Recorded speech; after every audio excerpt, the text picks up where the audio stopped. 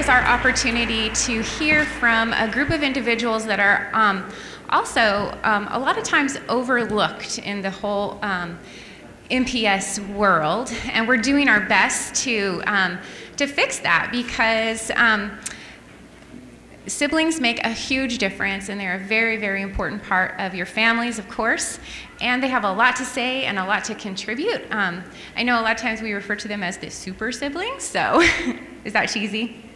Okay. All right. So I am going to turn it over, and we can get started.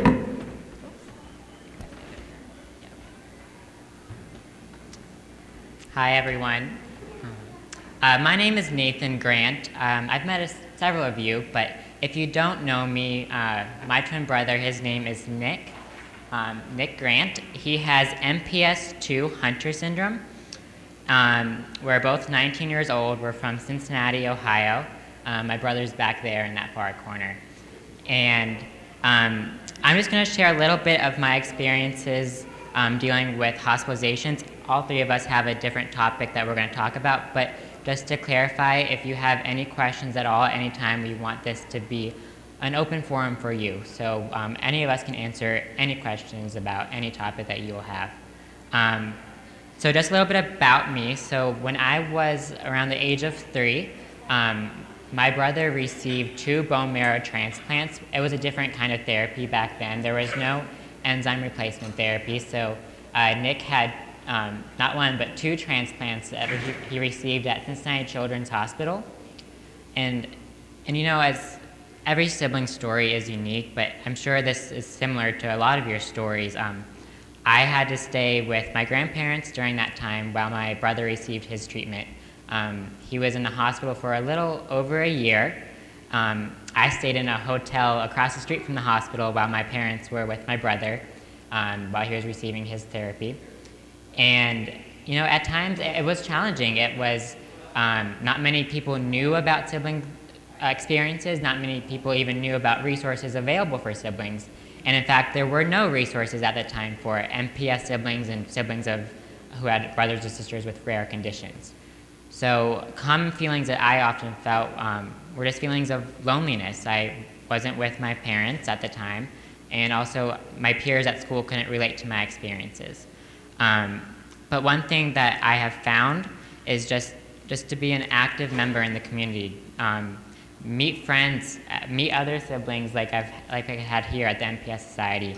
Talk to healthcare providers, talk to families at the hospital. Just go out there and try and make a strong network of support for yourself, because when you can meet others who have shared your story, who have similar experiences as you, you're not alone. So the other thing that also really helps is just know that your parents are there for you too. Even though they might have to help your brother or sister while they are at the hospital, they're still looking out for you too. You just may have to voice your feelings a little bit more. But the best thing that I can offer is just to go out there and try to make a strong support network for yourself.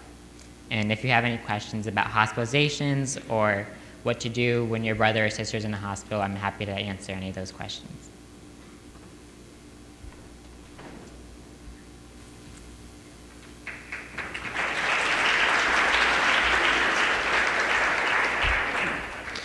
Hello everyone, I'm Christopher Hopkins. I'm from Long Beach, California, and I'm going to be a sophomore at St. John Bosco High School. So my sister is Michelle Hopkins. She has MPS I, and she was diagnosed in 2005 when she was 12 months old. Since it's such a long time ago, I don't really remember much of her diagnosis or the hardships that we really faced during this time. But a much more recent occurrence in 2015 when she had to have spinal decompression surgery. During this time, my parents were at the hospital a lot. One was always staying the night there, and I was basically at the house with my grandparents most of the time, or at school. So during this time, school had to be done. I had to do all my schoolwork. And focus and get good grades. And so to cope with this hardship without my parents and at home by myself is I used my friends a lot. At home or during school, I tried to make it as normal as possible because I didn't want to feel different or excluded from my friends in any other way.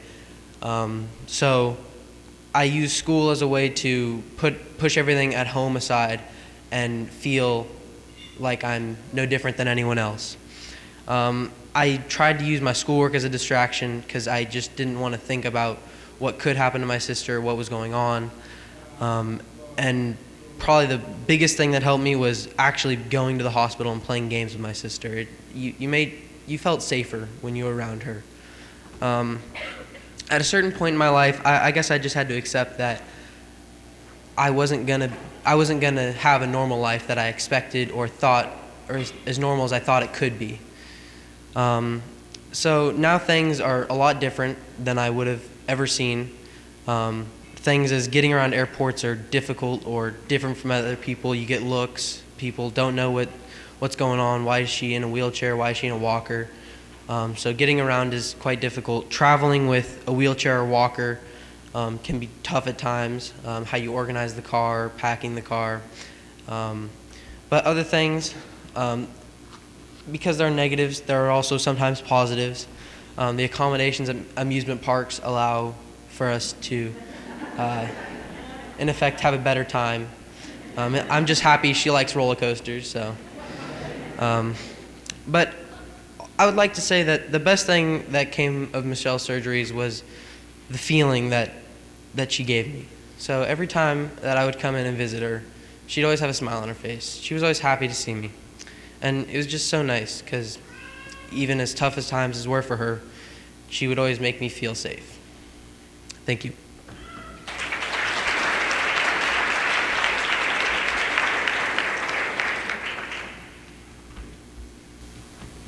Hi, I'm Chelsea. I work full time and I'm going back to grad school in the fall. My brother's name is Craig. He passed away almost 7 years ago and he had MPS II. So I'm going to kind of talk about the hyperactivity stage. So when my brother and I were really young, he was very, very hyper. And you can kind of see in some of the pictures, I put a picture of one of the kitchen with he got into the flour and kind of spread it everywhere. There's a picture of us with a beanbag explosion. My mom likes to blame that one on me, but I like to say that was my brother. And he's also on the trampoline on a trike. We were kind of daredevils. We like to do a lot of crazy things.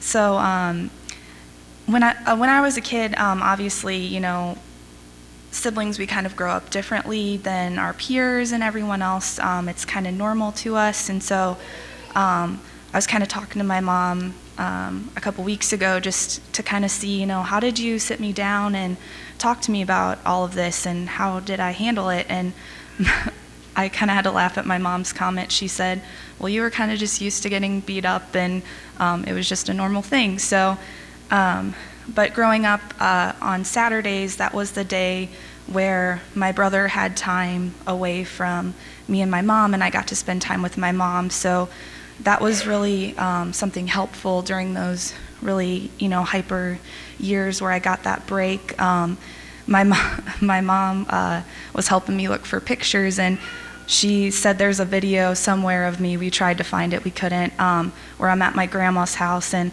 apparently I heard my brother walk through the door, and I had some cards or something, and she said my arms go over the cards, and I say, no, Craigie's coming, like, you know, trying to protect my stuff. So, yeah, it really just that break and getting time with my mom helped, and just realizing, you know, it was his way of, you know, all the kicks and hits and hair pulls, it was just his way of showing that he cared and he loved us. So that's all I have.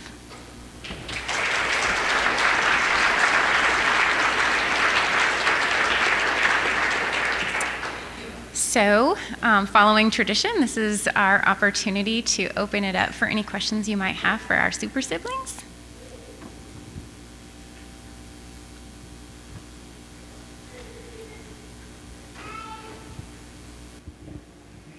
Hello.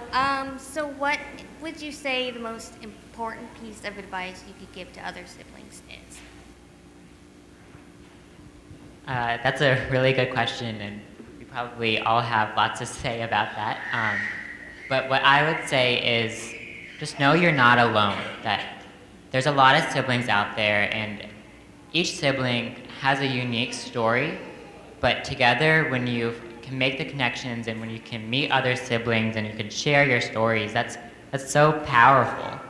And one thing that I've really only recently recognized is that my story as a sibling is so unique and so meaningful. So growing up, I used to be really upset when people stared at my brother. Like whenever we went to the mall or at a restaurant, people would always stare. They'd be like, why is that kid making animal noises?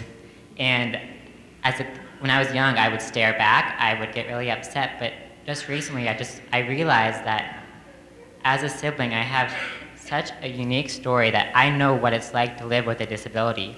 And I can use my story to spread awareness and make a difference. So I think the important message there is just as a sibling, just embrace how unique and important you are. For me, I found that finding good friends were the friends that were good were always the friends that were accepting of your sibling that has the MPS or Hunters or MLS. It's those people that can understand maybe and just get along with your sibling and just be a friend and be helpful and do things that not all friends are willing to do for your sibling. Friends that will aid you when you're feeling down or when you're having a bad day. They'll let it slide and they'll let you do what you need to do and let you feel just whatever you need to feel that day. And other things like your parents, you can talk to them. I feel like I can talk to my parents anytime about Michelle, and it's just really nice to be able to open up to some certain people. That's what I have to say.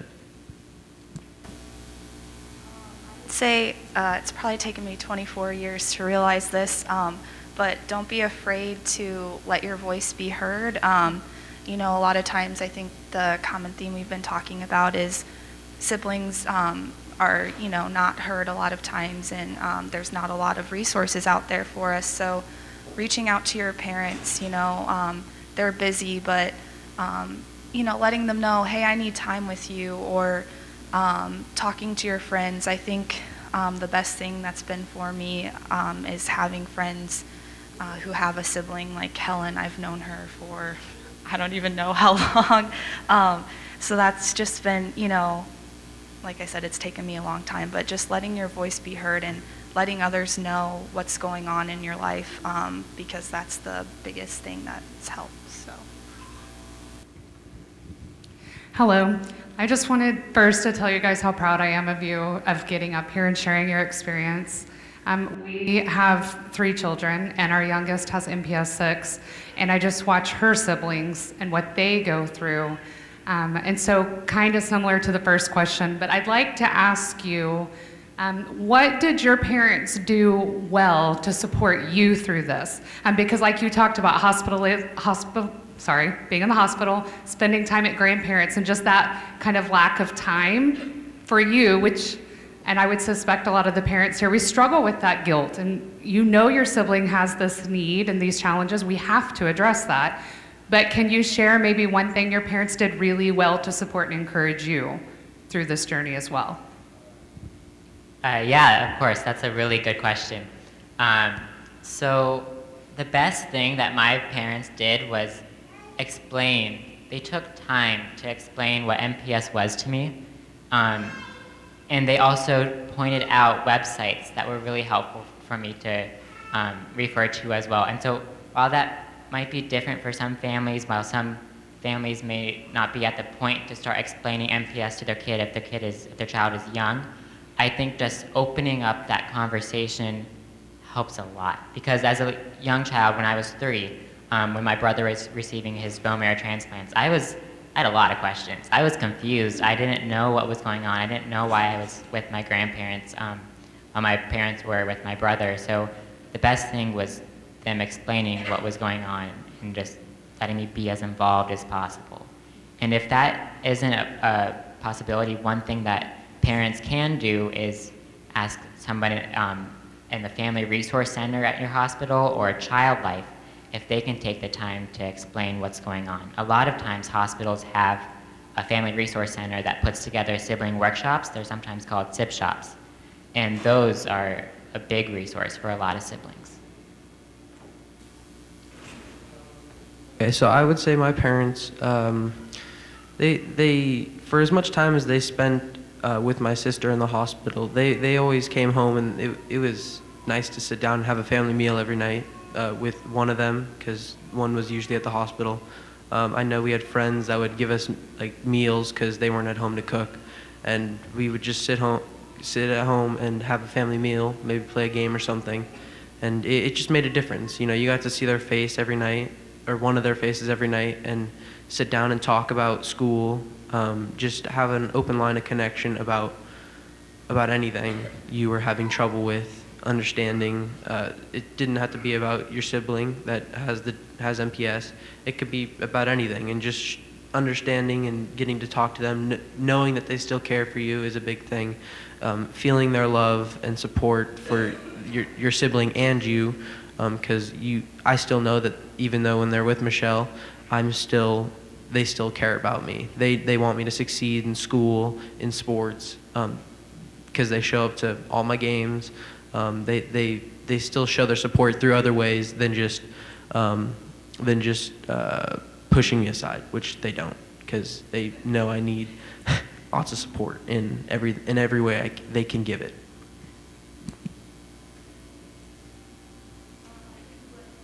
My parents did really well. Was kind of what I was talking about up there, is on Saturdays, that was kind of the day where my brother would go with my grandpa, and I got time with my mom.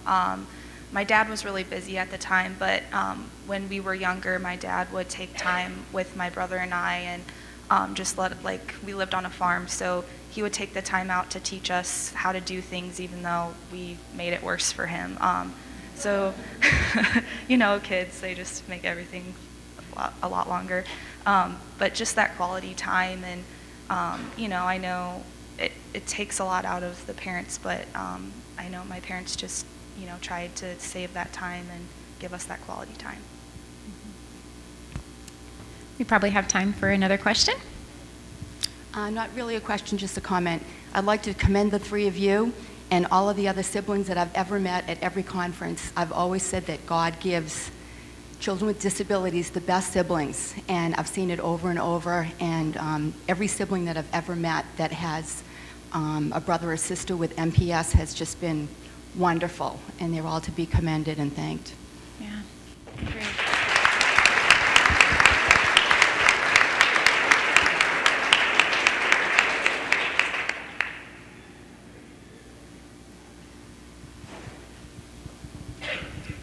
I just had a question. With being a big brother and or sister to a child with special needs, or, you know, with the disease, how difficult is it for you if it's just you and your sibling when you're out and having to deal with people, like you said, who stare, who don't understand the disease, and whose parents seem to have no knowledge of the fact that their kids are walking around or pointing fingers or, you know, doing things that make your sibling uncomfortable. So how do you handle that with your sibling as well as with the individual that's acting out and making your sibling feel uncomfortable?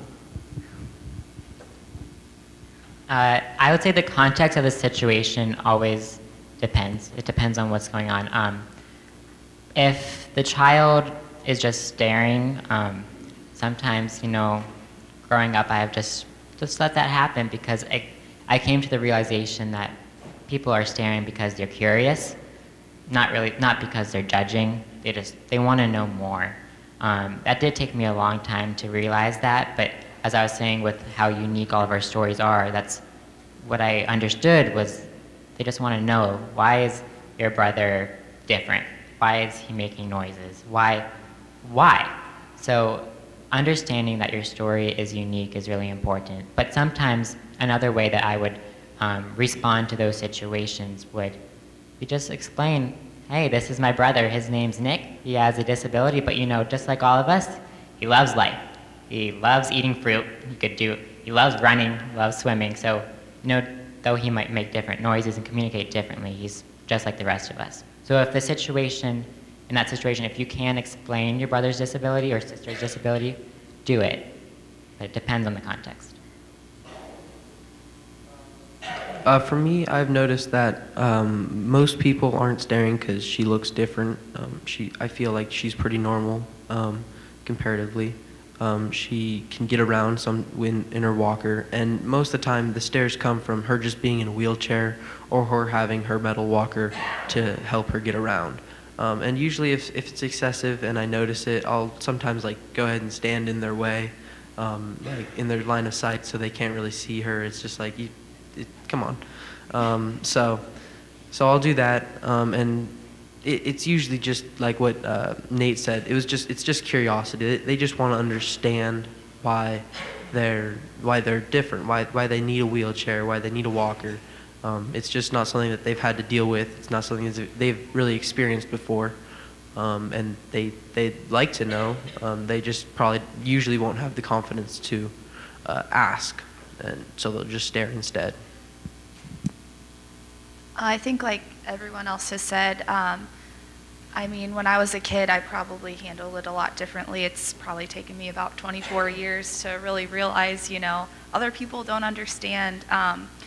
But I think I would usually just try to brush it off. I know my mom sometimes, she would, talk to the people but I think, the best way to handle it is to just, try to explain to the person, this is my brother, or brother or sister, and this is, what's going on. And because a lot of times it does come from a place of curiosity. Every once in a while you get the person who's just rude just because they want to be rude. But I think you have to remember that it's just from a place of curiosity. All right, I think that's the last question we're going to take for today and wrap it up. But can you guys give a round of applause for Nathan, Christopher, and Chelsea?